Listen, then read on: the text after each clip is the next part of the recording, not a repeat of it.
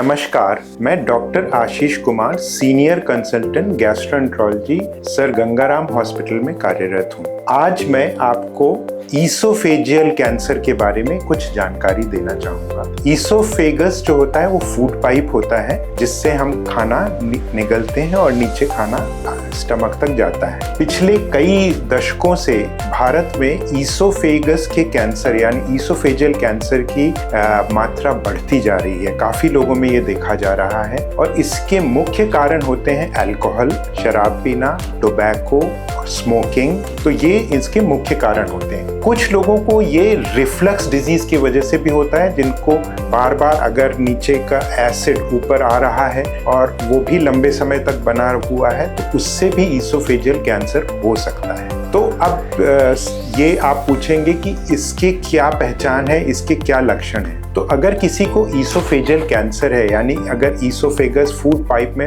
Cancer की वजह से रुकावट हो रही है तो सबसे पहला लक्षण आता है कि उसको निगलने में दिक्कत होने लगती है। जैसे सॉलिड फूड जब भी खाएगा, रोटी जब भी खाएगा वो इंसान, तो वो फंसेगी, उसको लगेगा कि यहाँ बीच में कहीं अटक रही है। तो ये उसका सबसे पहला लक्षण होता है। और धीरे धीरे जैसे जैसे कैंसर बढ़ता है तो वो सॉलिड फूड के बाद लिक्विड में भी उसको दिक्कत होने लगती है। लेकिन अगर इसकी पहचान टाइम से कर ली जाए, अगर किसी को भी सिम्टम्स इस तरह के आ रहे हैं कि निगलने में प्रॉब्लम हो रही है और वो सिम्टम्स 2 हफ्ते 3 हफ्ते से ज़्यादा हो रहे हैं, तो ज़रूरी है कि आप अपने डॉक्टर से मिलें और इसकी जांच करवाएं। तो इसकी जांच कैसे करते हैं? इसकी जांच बहुत सिंपल है। दूरबीन द्वारा यानी एंडोस्कोपी के द्वारा उसमें देख लिया जाता है और अगर ऐसी कोई गांठ वगैरह मौजूद है तो उसकी एक छोटा सा टुकड़ा ले लेते हैं जिसको हम बायोप्सी कहते हैं और उससे पहचानते हैं कि ये ईसोफेगस का कैंसर है या नहीं। अब आप पूछेंगे इसका इलाज कैसे करें? तो अगर